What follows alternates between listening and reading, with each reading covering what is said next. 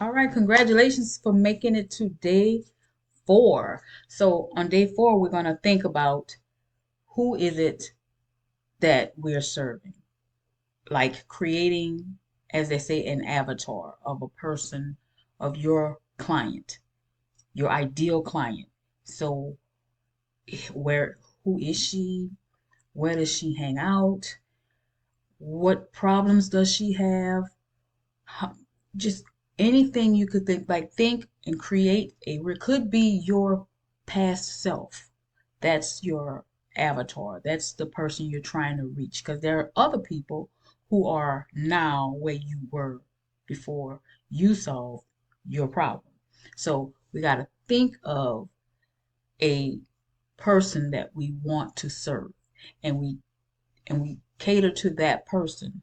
Although we'll get other people in as well, we have to have someone in mind that we are serving, so that way we can craft our product or our service into something that is something that's valuable to the person that you're trying to reach. But it'll be valuable to other people too. But you still have to create that avatar for the person that you who's your ideal client, the person you want to sell to.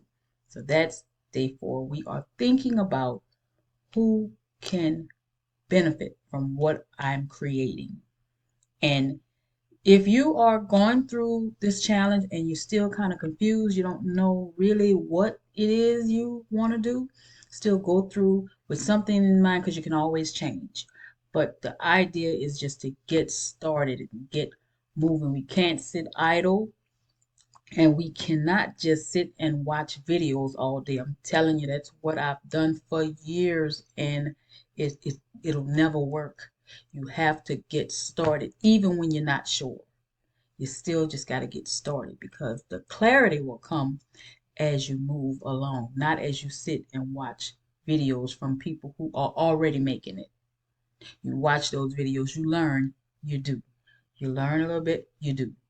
I wish I would have learned this years ago. It would have saved me so much time and so much money. So glad you made it to day 4, and I will see you in day 5.